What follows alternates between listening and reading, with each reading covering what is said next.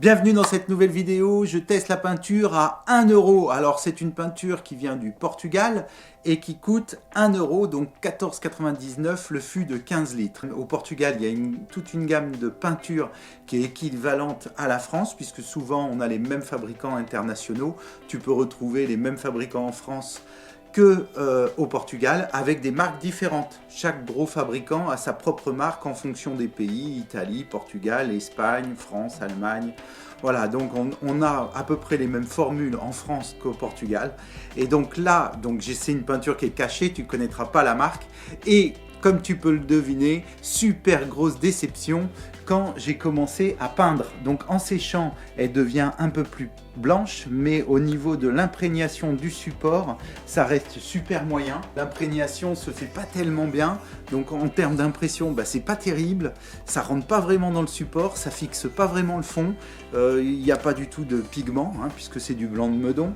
On peut se douter que pour 99 centimes le litre, tu n'es pas sur des hautes blancheurs de titane. D'ailleurs, il n'y en a absolument pas du titane dedans. Et puis au niveau résine, c'est très très léger parce que ça sent absolument rien, quoi. C'est de l'eau et du blanc de Meudon avec peut-être un blanc d'œuf dedans. Bon bref, il n'y a pas de secret. Pour avoir de la bonne peinture, il faut mettre un certain prix. Les pigments coûtent quand même assez cher, que ça soit d'un pays à l'autre. Globalement, le prix est à peu près pareil. Et donc là, c'est la grosse déception, bien évidemment. Donc ce que je te propose, c'est de peindre avec une peinture de référence française. Je vais cacher la marque, évidemment, parce que j'ai pas du tout envie de leur faire de la publicité. Et puis, j'ai pas du tout envie de comparer une marque avec une autre, puisque j'ai caché la première marque, donc la deuxième marque sera cachée. Mais je suis sûr que tu vas voir nettement la différence entre les deux peintures sur la première couche de placo. D'accord ? Voilà. Donc c'était un petit test que vous m'avez demandé suite aux deux premières vidéos que je te mets ici et ici. J'ai complètement oublié d'en parler dans les deux dernières vidéos. Donc je fais une petite vidéo dédiée pour ça.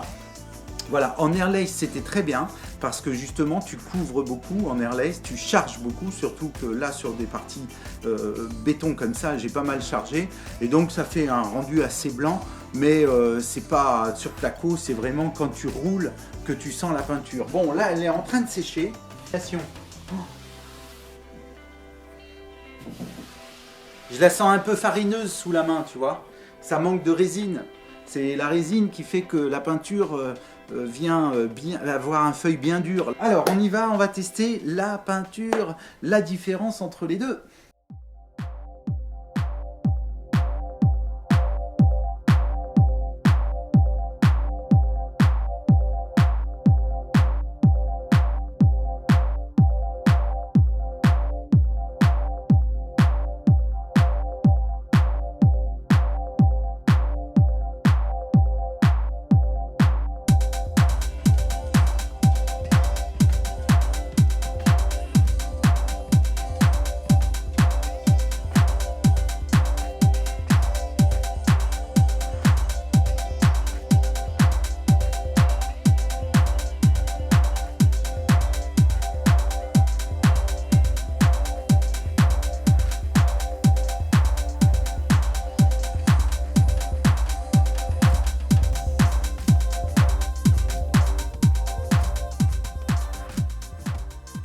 Bon voilà, l'application est terminée sur la première couche. Je te propose d'attendre que ça sèche et on regarde la différence.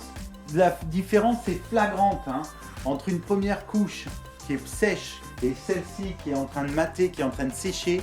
Tu vois une différence très importante rien que sur une couche. Ce qui est difficile dans les travaux de peinture, c'est d'appliquer la peinture. Donc sur une maison, ça prend quand même du temps de peindre. Donc imagine qu'avec cette peinture-là, il te faut une couche de plus pour arriver exactement pareil qu'à la première couche.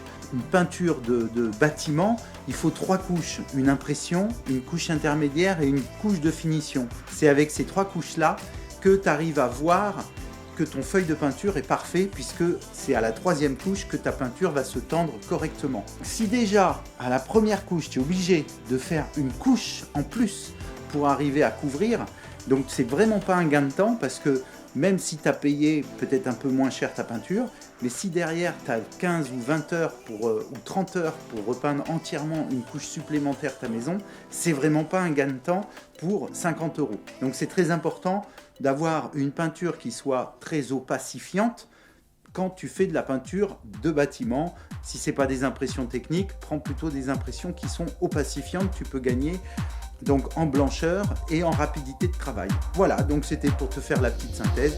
Et là, le rendu, il n'est pas bon. La blancheur n'est pas très blanche. C'est une peinture qui n'a pas de pigment fort en blanc, titane par exemple. Donc déjà, on peut s'arrêter là. On s'en fout qu'il y ait des traces ou pas de traces. S'il te faut 6 couches pour arriver à 3 couches à l'autre et qu'en plus, tu n'es pas sur les mêmes blancheurs, donc il n'y a aucun intérêt de continuer.